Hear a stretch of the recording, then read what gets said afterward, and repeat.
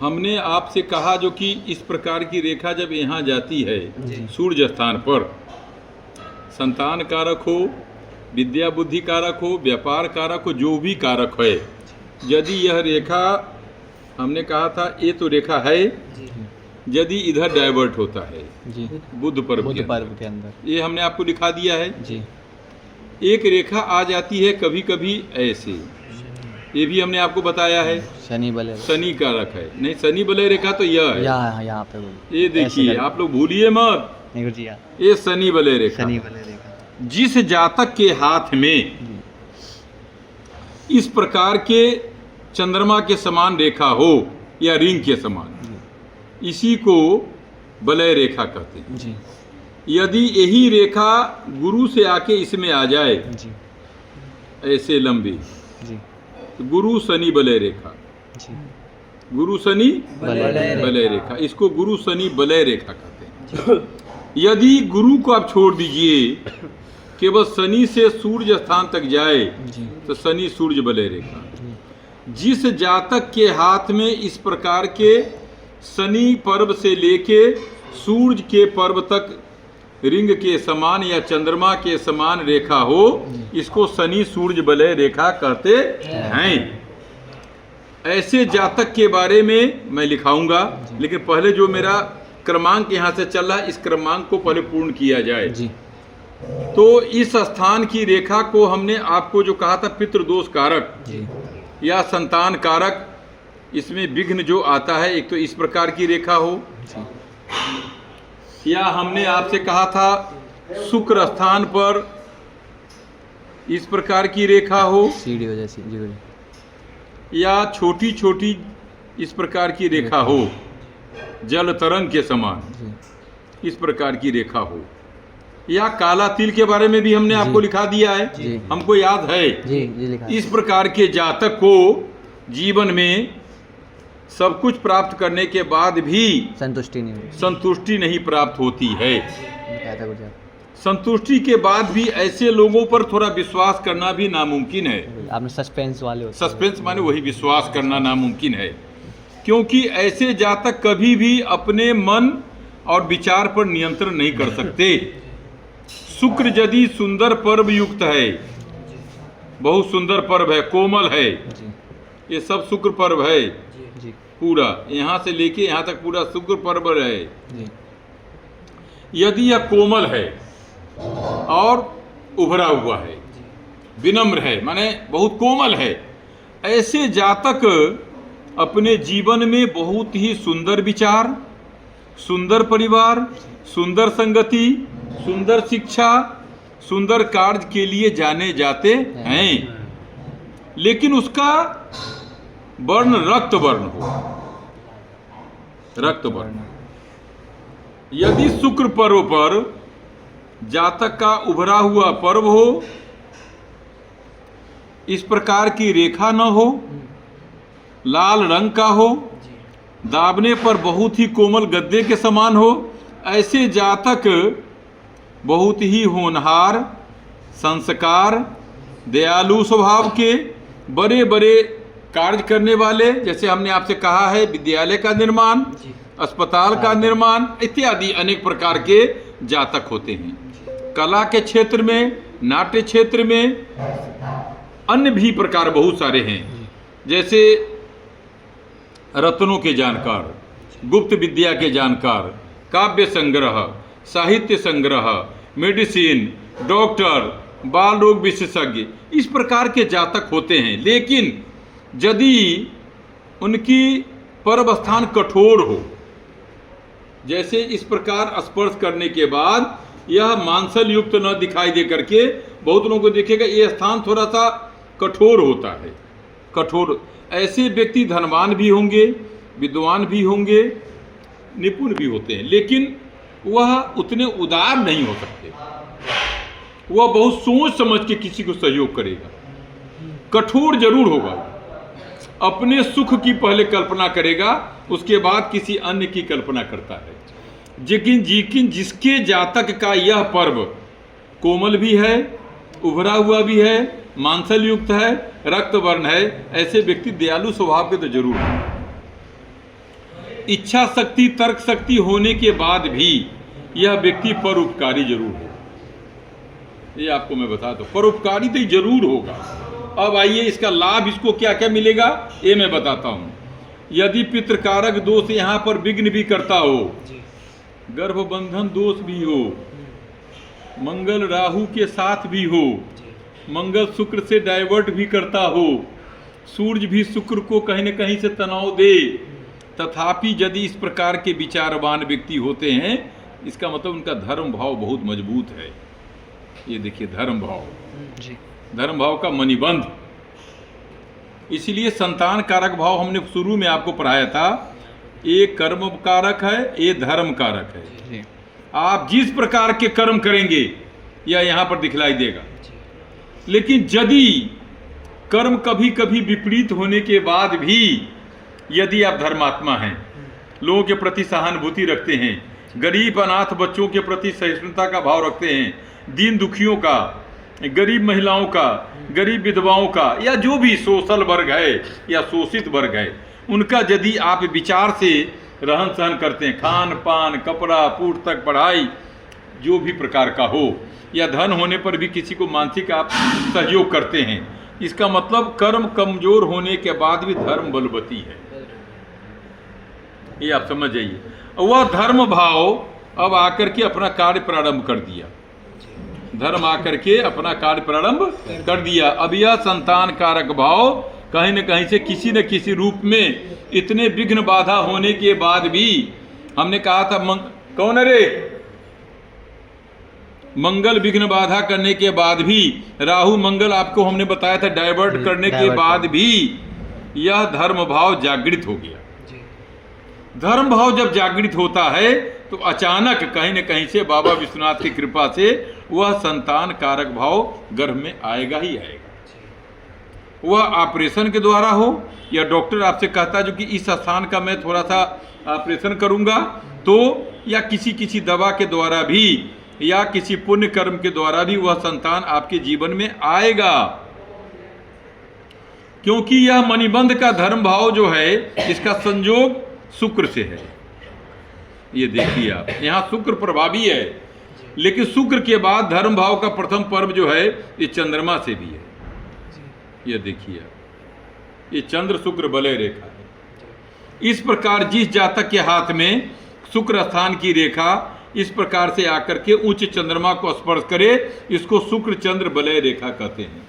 चंद्रमा मन कारक है, इच्छा, इच्छा का सीधे मन से संबंध है, लेकिन तर्क के द्वारा आपने जो कुछ भी किया उससे मतलब हमको नहीं है।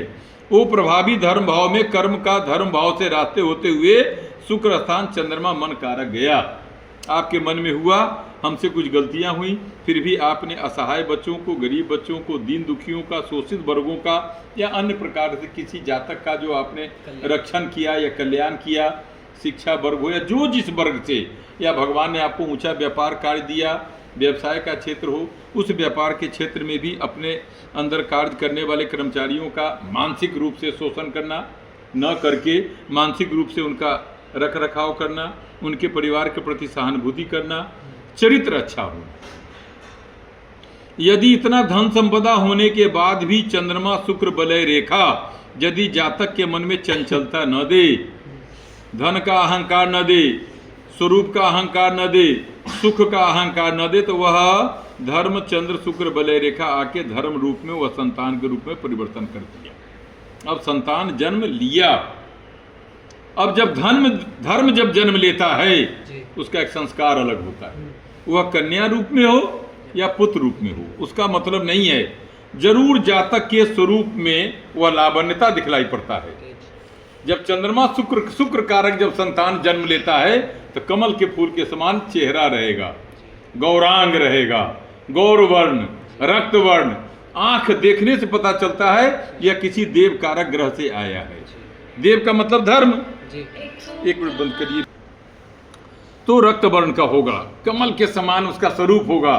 दोनों ओष्ठ जब आप उस बच्चे का देखेंगे तो दोनों ओष्ठ की लालिमा देख करके आपको लगेगा जो यह देव कारक स्थान से आया है, या देव कार या विशेष धर्म के निमित्त यह बच्चा जन्म लिया। शुक्र जिसका बहुत प्रबल है पंडित जी, बहुत बड़ा धर्मात्मा होता है। किसी भी धर्मशास्त्र में आप चले जाइएगा, जिस जातक या जाति का, वह बेटी हो या बेटा, जिसका शुक्र बहुत अच्छा होता है, वह देव कन्याएं कहलाती हैं या देवपुत्र कहलाता है। उसका एक दृष्टांत मैं आपको देने जा रहा हूँ, खूब प्रेम से देखिए, मजा लेंगे आज।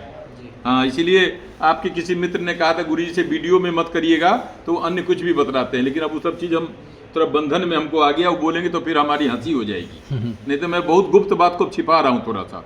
देखिए, ये कोई भी आपसे पूछे जो देव स्थान कहाँ होता है, तो आज आप देख लीजिए। प्रथम देव स्थान यह है जी। इच्छा। ये 3 पर्व नहीं है, ये 2 ही पर्व है, इच्छा और तर्क। तर्क स्थान पर यदि किसी जातक के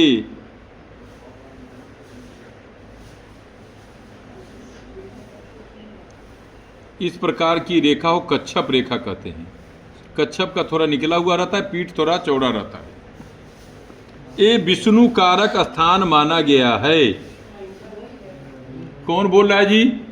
विष्णु कारक स्थान।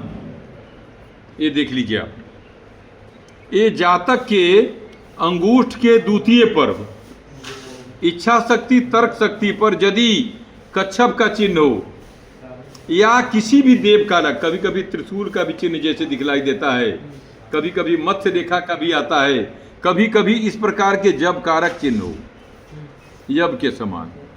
सभी के हाथ में यब का चिन्ह नहीं होता। ऐसे जातक देव कारक योग कहलाते हैं। कितना भी ये व्यक्ति कठोर हो जाए, कितना भी ये आपको दिखलाई दे जो कठोर वचन बोलता है, लेकिन अंतरात्मा से ये व्यक्ति उदार भूत हो। ये अंगूठ देव कारक स्थान माना गया है। अंगूठ के ए पर्व और शुक्र पर्व, इसलिए भगवान ने पितरों के इस कारक स्थान से इसको ऊपर रखा है। ये आप देख लीजिए। सृष्टि के विधान में जितने भी तमाम विधान हैं, वह पिता के स्थान से नीचे है। यह आप जितना देखिए सब नीचे है। लेकिन जो कर्मकृत है, जिससे दुनिया में हम आगमन करते हैं, उसका प्रयोजन क्या है, इच्छा क्या है, कर्म क्या है, साधना क्या है, यह बच्चा जन्म लेने के बाद कहाँ जाएगा, यह संपूर्ण स्थान इसके ऊपर रख दिया। यह देखिए, यही है। इस स्थान पर किसी का बस नहीं चल सकता। इस स्थान से हम कर्म और धर्म का जो है हम पकड़ लेंगे। आपको आपके कर्म माने विचार, चरित्र, रहन सहन, आंखों का देखना, कान से सुनना, मुख से बोलना, इंद्रियों का विचार करना, खान पान से लेके जितना भी विचार है, मैं यहाँ पकड़ लूंगा आपको। ये शुक्र कारक है। दुनिया में 70-80% जो शरीर की संरचना होती है, उसमें शुक्र का स्थान है। किसी भी शास्त्र में आप पढ़िएगा, उसमें शुक्र का स्थान सब जगह माना गया। यदि शुक्र आपका अच्छा नहीं है, तो शरीर से भी आप दुर्बल होंगे। विचार से दुर्बल, देखने में दुर्बलता, बोलने में दुर्बलता, सुनने में दुर्बलता, इंद्रियों का उपयोग भी दुर्बलता रहेगा। इसमें जितने भी इंद्रिय है, इसमें शुक्र का कारक स्थान बहुत माना गया। जिस जातक का शुक्र समायोजित है, माने उसका अपने में निहित है, वह जातक दुनिया का सबसे बड़ा रहस्यमयी है। उसके रहस्य के बारे में जानना बहुत मुश्किल है किसी भी जातक का। आप चंद्रमा के बारे में समझ सकते हैं, उच्च मंगल के बारे में समझ सकते हैं, राहु के बारे में समझ सकते हैं, केतु के बारे में, शनि के बारे में, बुध, सूर्य, मंगल, शनि, गुरु के बारे में आप समझ सकते हैं। आपके पढ़ाने की क्षमता क्या है, दान देने की क्षमता क्या है, आत्मकारक भाव आपका कैसा है, विद्या बुद्धि कैसी है, मन कारक कैसा है। शुक्र का समझना बहुत मुश्किल है। इसलिए भगवान ने अंगूठ के बदल में, अंगूठ से होते हुए पहले इच्छा, तर्क, मध्य मंगल भी देखिए यहीं से निकल गया। मध्य मंगल यहाँ नहीं आया। ये पूरा शुक्र पर्व है पंडित जी, इतने दूर में मध्य मंगल है, ये भी ध्यान रखिएगा आप। पिताजी ने इतना ही जगह दिया इसको। इसमें बहुत सारा कारक ग्रह है। अब इसमें शस्त्र का उपयोग, मध्य मंगल में शस्त्र का चिन्ह क्या है, उसी का। लेकिन अब आइए, ये देव कारक स्थान है, हम लोग भटके नहीं।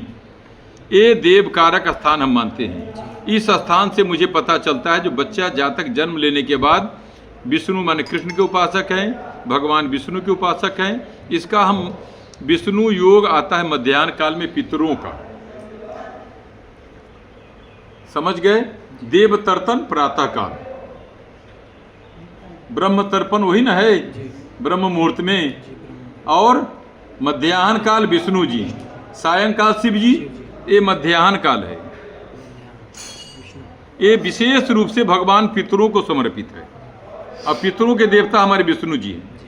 जो जातक बहुत ही संस्कारी होगा वह पितरों से संबंधित, शुक्र से संबंधित जरूर कार्य करेगा। अपने पिता, गुरु या देव कार्य के लिए वो अपना समय जरूर व्यतीत करेगा। देव कार्य का मतलब हर समय विश्वनाथ जी के मंदिर में जाना नहीं। पंडित जी थोड़ा देर हटिए। वह अपने विचार से, कार्य से, हमने आपसे कहा जिस क्षेत्र में होगा वह दूसरों के बारे में जरूर दयालुता रखेगा। किसी की बेटी की शादी हो, किसी का इलाज हो रहा हो, किसी के पास वाहन न हो, दिव्यांग हो, या किसी के पास झोपड़ी इत्यादि हो, तो वो जरूर कहेगा हमारे लिए कोई सेवा तो जरूर कहिएगा। इसका मतलब है वह देव कार्य से संबंधित शुक्र और उसका ये स्थान बहुत मजबूत है। ये देव कारक स्थान है। दूसरा स्थान मैं आपको बता रहा हूं, चंद्रमा स्थान पर, चंद्र स्थान की एक रेखा यहां आती है, यह जी, एक तो भाग्यान से यहां तक आता है ना, भाग्य रेखा जी। ये भाग्य रेखा तो सभी के हाथ में आता है, इतना लंबा नहीं आता, कभी किसी के यहाँ आता है, कभी किसी को यहाँ आता है, कभी किसी का यहाँ स्पर्श करता है, ये तो प्राय है। लेकिन जिस जातक के उच्च चंद्रमा की रेखा केतु स्थान, राहु स्थान होते हुए गुरु पर्व तक जाए, इसी को चंद्र गुरु गज केसरी योग कहते हैं। हम आप लोगों को कभी कभी रेखा का भी अब बोध कराएंगे, गज केसरी योग हम हाथ से कैसे निकालते हैं। चंद्रमा से उत्पन्न रेखा यदि चंद्रमा होते हुए, केतु होते हुए, राहु होते हुए गुरु स्थान तक जाए, इस जातक को चंद्रमा गुरु गज केसरी योग कहते हैं। आज इतना ही, फिर उसके बाद कल मजा लेंगे।